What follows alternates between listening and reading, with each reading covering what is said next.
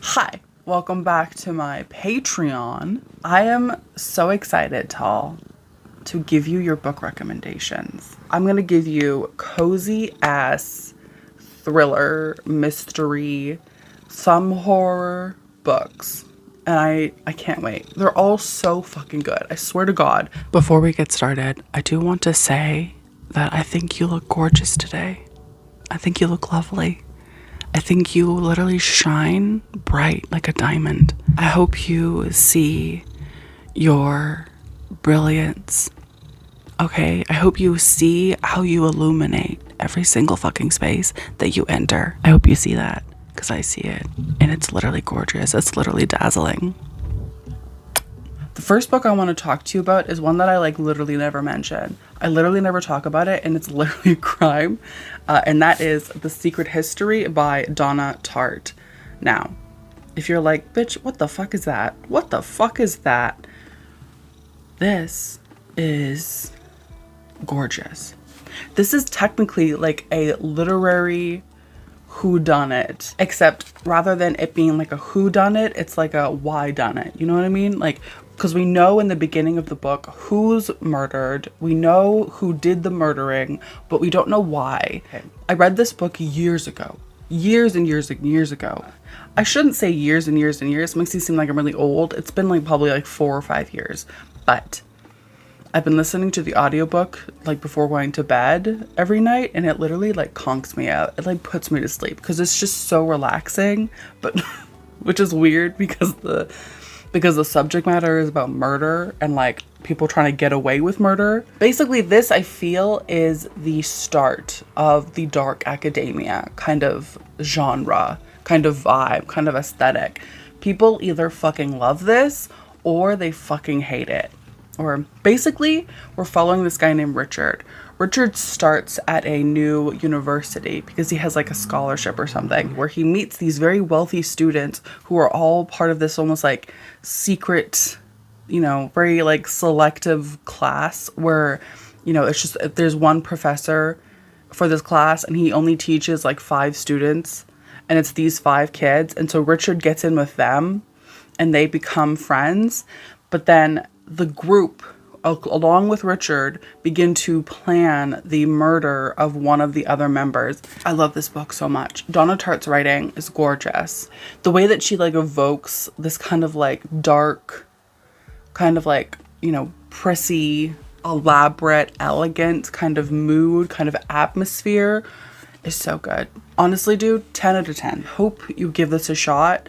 I hope you like it. If you don't, I'm so sorry. Up next, I want to talk about a thriller novel that's probably one of the best thrillers to ever be written, and that is No Exit by Taylor Adams. I read this, I think, 2 years ago now. I think it's been 2 years. I read it, on like a very wintry, cold night, and it was... This is about a girl who's making her way to see her mother, I think, because her mother is ill. But because of the huge snowstorm, she has to stop at this rest stop. And so she stops and she's in the parking lot and she sees something in somebody's car that probably shouldn't be there. And so when she sees this, she's like instantly like, ooh, yikes. I gotta do something because this shit's not right. And so begins this like twisty, turny, exhilarating kind of book. I love it so much. It's so much fun. The characters are great. The twists, the turns, the like plot, is so good. The only thing I don't like about this book is that the ending kind of is very drawn out. Like the ending just goes on and on and on. And it literally feels as though the climax is 50 pages. But other than that, so good. So well paced. 10 out of 10. I couldn't find any evidence that you had read this yet. So I hope you haven't. If you have, I'm so sorry. Let's talk about a book that I read this year and really, really fucked with. I really fucking like this book.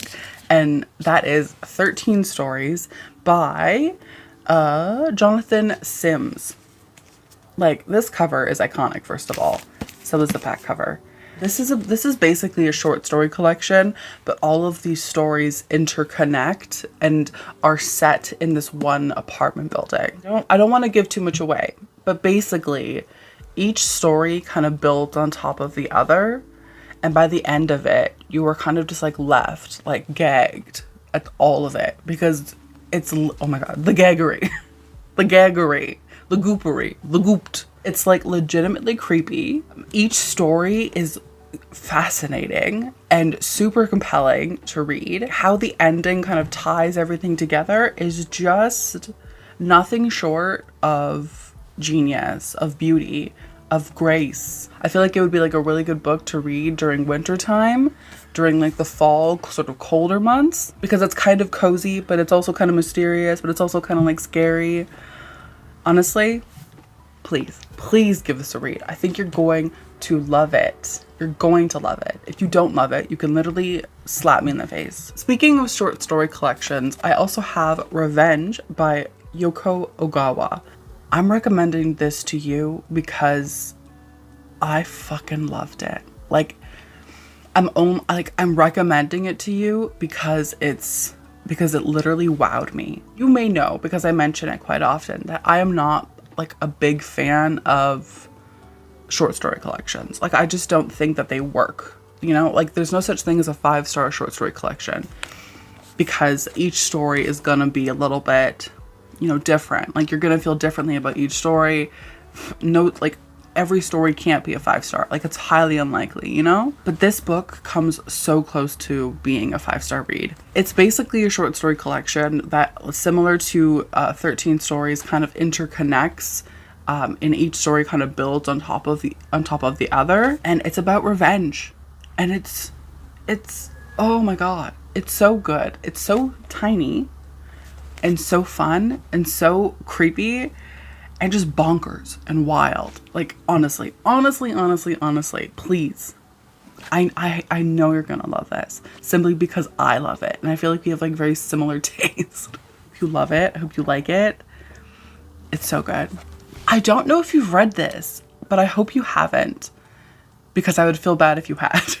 But I need to recommend you, and this is again another book that I haven't talked about in a while, but I absolutely fucking love, and that is I forgot what it was called. The Turn of the Key by Ruth Ware. When it first came out, everyone was talking about it. Everyone loved it, of course, but no one ever talks about it anymore. But I still think about this book like today. Similar to No Exit, it's such a compulsive, compelling, and easy thriller to read that you just instantly get sucked into it, and you just feel compelled to read it. Like, you need to read it. So this is about this girl named Rowan. Rowan starts at a job as a nanny for this very fancy, very like rich couple. They live in this house that's like extremely fancy. It's got like all of these like smart home settings or whatever, like, you know, turn on the lights and then like the lights will turn on, you know? And so she starts in this house looking after these two girls. And at the beginning of the novel, we know that one of the children is dead. And at the beginning of the novel, we know that one of the children had died in Rowan's care, and that Rowan is in prison. Oh my god. Oh my god. Oh my god. This fucking book, legitimately terrifying. Like, to me, in my opinion. It's legitimately super creepy. The creepy kid aspect, gorgeous. Smart home, sort of like, you know, how technology is gonna take over and, you know, destroy us one day. Beautiful, gorgeous. Rowan as a character, oh my god. And the fucking plot twists of this book, I know, I hope to god you haven't read this, because I would feel so bad. But like, please, if you haven't given this a shot, read it. You need to. It's so good. I see people who give this like low ratings, or they say it's like not that good, or they say it's like just fine. I don't relate to that. I do not relate. I literally ate this shit up with like a spoon, bitch. It was on my plate and I just ate it. I also need to recommend you a book that I finished in October, but it's it's technically a Halloween book. Like, it's a book set in around Halloween, but I'm recommending it to you even though Halloween is over, because I think you could read it literally at any time of the year. And that is Halloween Moon by Joseph Fink. Now, I talked about this book quite a bit, like in October after I bought it. And it did not disappoint me at all, like at all. So this is a middle grade novel about a girl named Esther. Esther loves Halloween. She fucking loves Halloween. She goes crazy for Halloween. And like her family, her mom and her dad are like, okay, cool, Esther. Like, we love that you're like passionate. We love that you're, you know, taking life by the horns and, you know, getting really involved with the community during this holiday. But at the same time, you're also like pretty fucking old. Like, you're like 13. Like, shouldn't you just like chill out for a second maybe? And like maybe not freak out over Halloween every single fucking year because you're like getting too old to trick or treat. Which, by the way, hot take, trick or treating is never something that is like defined by age. I feel as though if like a 40-year-old man came to my door on Halloween and was like, can you give me candy? I'd be like, you do you, Tom. I'm proud of you, you know? Like, anyway, Esther is like, fuck you. I'm gonna go crazy about Halloween every single fucking year and you can't stop me.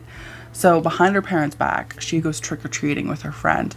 But on this Halloween night, things are strange. Things are weird.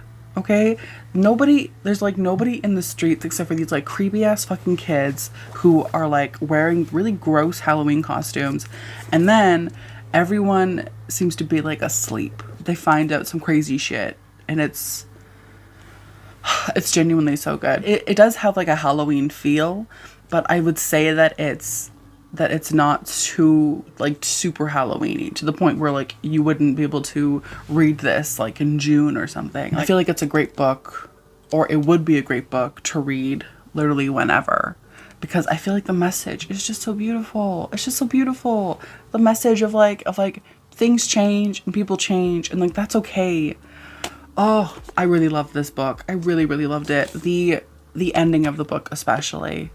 Just fucking, oh my god, literally my heart, oh, it's so cute. Hope you read this. Please read this. I know it's middle grade and I recommend middle grade almost every single time and I'm so sorry, but at the same time, I love middle grade and I have to recommend it. The last book that I want to recommend you this quarter is another like thriller, mystery, cozy book. And it's honestly one of my favorite mystery books I've ever read. And that is The Magpie Murders by Anthony Horowitz. So, this is so good. Trust me, it's so good. My copy kind of looks like shit, but hear me out. This is about this manuscript. Okay, the first sort of half of the book is just this manuscript of this novel. But the last like 20% of the book is missing. And then we meet our main protagonist, an editor named Susan. Susan is like, I'm sorry, where the fuck is the rest of this book? Like, we're on a deadline. We got shit to do. So she goes to the author's house and this motherfucker is dead. So Susan unwittingly becomes almost like a detective and like tries to solve this like horrible thing that's happened. And oh my god,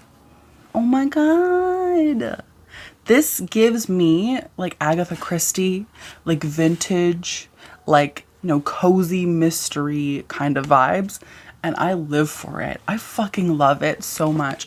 I have the second book. I haven't read it yet. But oh my god, like Anthony Horowitz is literally changing the game in terms of like mystery novels. Like he's like, oh, Agatha Christie, that's cute. He is just like reinventing the cozy mystery and he makes it so fucking fun and so like so easy to read, so easy to get through, and oh my god, the twists, the turns, oh my god, I love it so much. This is perfect. This, in my opinion, is perfect for fall and winter. This is perfect. And I honestly can say that I think you would fucking love this. Yeah, I think you would love it. If you don't love it, I'm so sorry. But I hope you do. I hope you love it. I hope you read it. Let me know if you do read it and what you think of it. Because I'm always looking for people to talk about this novel with because I love it so much. Thank you so much for being a patron. Thank you so much for your support, for your kindness, for just like everything. Like, I appreciate you so much. And I hope you had a wonderful Halloween and a beautiful Halloween. I hope it was full of spooky stuff and candy. I hope you like these recommendations and I hope you find some really good books out of it. Yeah, I guess I'll see you in a few months in your next recommendation video. Bye.